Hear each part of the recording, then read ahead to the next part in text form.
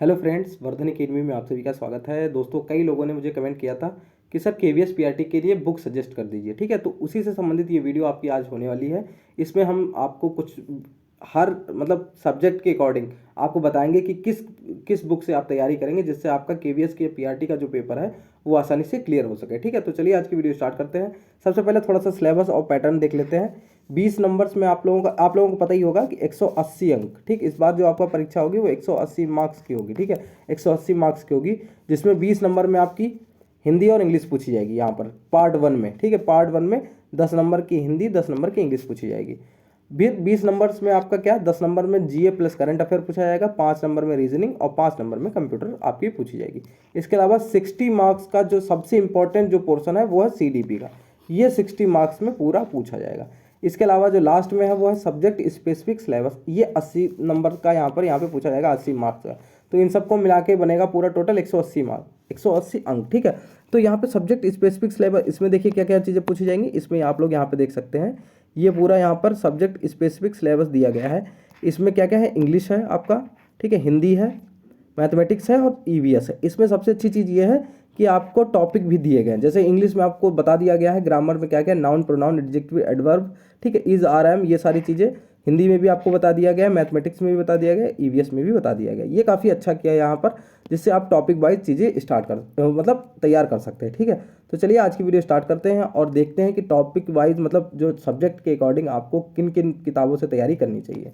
ठीक, पूरी वीडियो देखिएगा। वीडियो के लास्ट में आप देखिए, पूरी वीडियो देख लीजिएगा। उसके बाद अगर आपके मन में कोई सवाल रह जाए तो आप लोग कमेंट बॉक्स में पूछ सकते हैं। ठीक है, अब देखिए, सबसे पहले देखिए, सबसे महत्वपूर्ण जो पोर्शन है वो है सीडीपी का। क्यों? क्योंकि ये 60 मार्क्स में आपका पूछा जाएगा। 60 नंबरों की आपकी सीडीपी पूछी जाएगी और 60 नंबर ये आप कहाँ से तैयार करेंगे। देखिए, ये आपका केवीएस पीआरटी है। ठीक है, इसके अलावा अभी आपको DSSB की भी वैकेंसी देखने को मिलेगी। ठीक है, उसमें भी पीआरटी की वैकेंसी आएगी। और केवीएस पीआरटी और DSSB पीआरटी, इसमें हमेशा जो सबसे बेस्ट बुक होती है सीडीपी के लिए वो होती NIOS DLED की।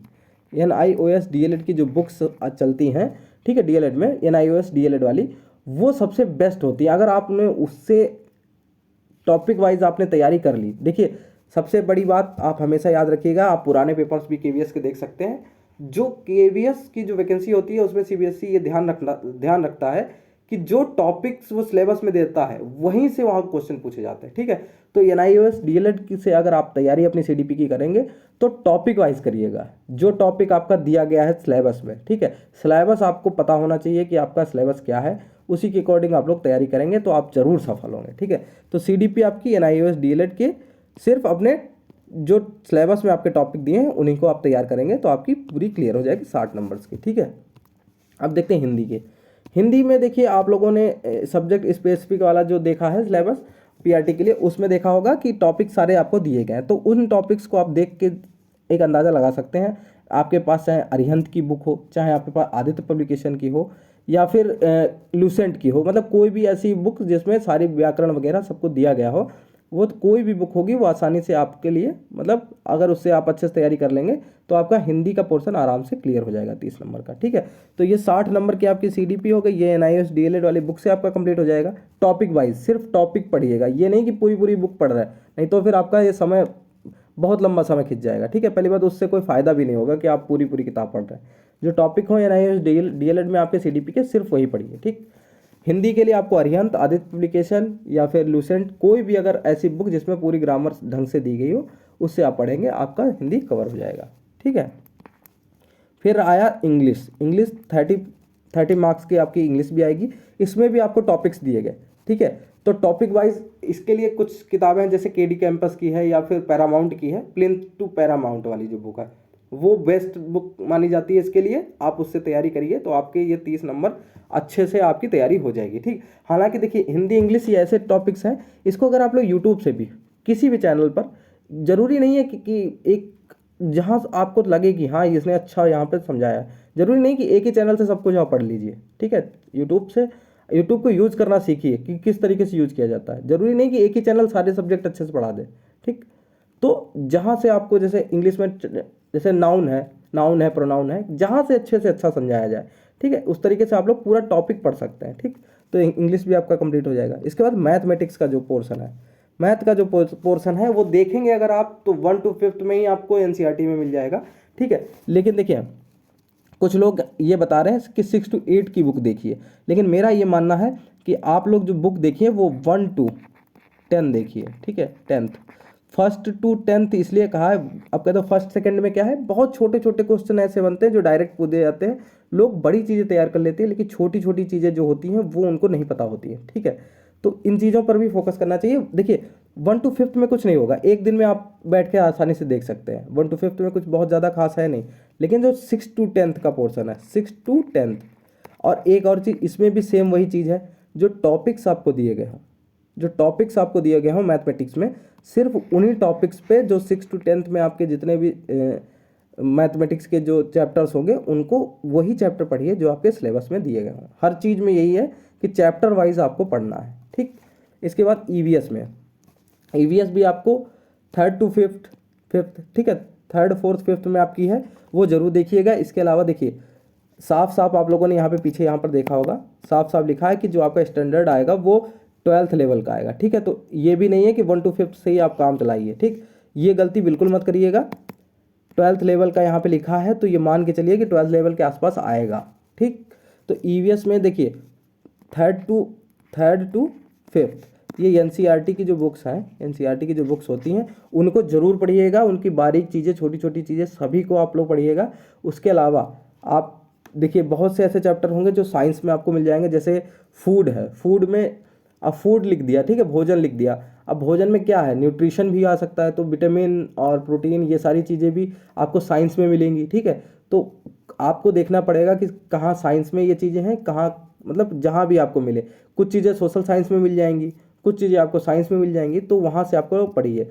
मतलब आपको 9th 10th तक अगर किसी भी एनसीईआरटी की बुक में ईवीएस में जो चैप्टर्स दिए गए हैं वो मिलते हैं तो आप लोग उसको भी ढंग से पढ़िए, ठीक है। तो एनसीईआरटी से आपका काम चल जाएगा। रीजनिंग के लिए देखिए, रीजनिंग के लिए आप कोई भी बुक ले लीजिए, कोई भी, अग्रवाल की चलती है, काफ़ी फेमस है, अग्रवाल की बुक चलती है, उससे आप लोग ले सकते हैं रीजनिंग की, उससे आप लोग प्रैक्टिस कर सकते हैं, अच्छे से आपका तैयार हो जाएगा। 5 नंबर की रीजनिंग आएगी आपकी। कंप्यूटर भी आपका 5 नंबर का है, लूसेंट से आप अगर तैयार करेंगे तो आपका कंप्यूटर आसानी से तैयार हो जाएगा। रही बात लास्ट में आपका जीए प्लस करंट, ठीक है। जीए के लिए देखिए जीए प्लस करंट सिर्फ 10 नंबर का आपका पूछा जाएगा, लेकिन मैं ये बिल्कुल नहीं कहूँगा कि किसी भी चीज़ को आप इग्नोर करिए।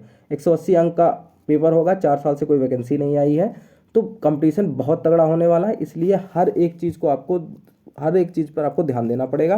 करंट अफेयर के लिए वही है, लास्ट में आपको स्पीडी की बुक आप लास्ट 6 मंथ की आप पढ़ लीजिएगा, आपका करंट अफेयर जो 5-6 नंबर का आएगा वो बिल्कुल आपका हो जाएगा। और जीए में ये है कि डेली आप लोग 1-2 पेज लूसेंट से ही पढ़ते रहिए, जनरल नॉलेज से संबंधित, मतलब टॉपिक वाइज, तो आपका तैयार हो जाएगा, ठीक। तो इस तरीके से अगर आप तैयारी करेंगे तो सारी चीज़ें आपकी कवर हो जाएंगी। और ये कोशिश करिए, देखिए उम्मीद ये है कि अप्रैल के आसपास आपकी जो परीक्षा है वो होगी, परीक्षा जो आपकी है वो अप्रैल के आसपास होगी, ठीक है। उससे पहले आप कोशिश करिए कि फरवरी तक ये सारी चीज़ें कंप्लीट करने की, ठीक है। और उसके बाद ये सारी चीज़ें जब आपकी कंप्लीट हो जाएंगी, उसके बाद क्या करिएगा कि देखिए अभी तो कोई ऐसी बुक स्पेसिफिक, कोई स्पेशल कोई बुक ऐसी नहीं बनी है जिसमें ये सारे नए पैटर्न के आधार पर यहाँ पर बन गई हो बुक, ठीक है। तब तक कई पब्लिकेशन की बुक्स भी आ जाएंगी मार्केट में, जिसमें ये सारे चैप्टर्स आपको दिए गए होंगे, सारे सब्जेक्ट दिए गए होंगे, उनकी एक अच्छी सी बुक निकाली जाएगी। तो जब ये सारी चीज़ें आप लोग फरवरी तक पूरे कंप्लीट कर लेंगे, मेरा कहना है कि आप लोग फरवरी तक कंप्लीट कर लीजिए। उसके बाद प्रैक्टिस खूब करिए। प्रैक्टिस के लिए क्या करना है, देखिए प्रैक्टिस के लिए काफ़ी प्रैक्टिस सेट आएंगे, आप लोग प्रैक्टिस सेट लगाइएगा। हालांकि मैं आपको एक सजेशन दूंगा, कोई यहाँ पे प्रमोशन नहीं कर रहा हूँ। यहाँ पे देखिए टेक्स्ट बुक के बारे में आपने सुना होगा, उसमें टेस्ट सीरीज वगैरह होती हैं, पूरे 1 साल की होती हैं, जितनी भी वैकेंसी साल भर में आती है उन सब के लिए वो एक तरीके से आपको एक बार ही लेना, 400-500 का शायद आता है, ठीक है। हो सकता है कभी कभी छूट होती है तो 300-350 में भी मिल जाता है पूरे साल का।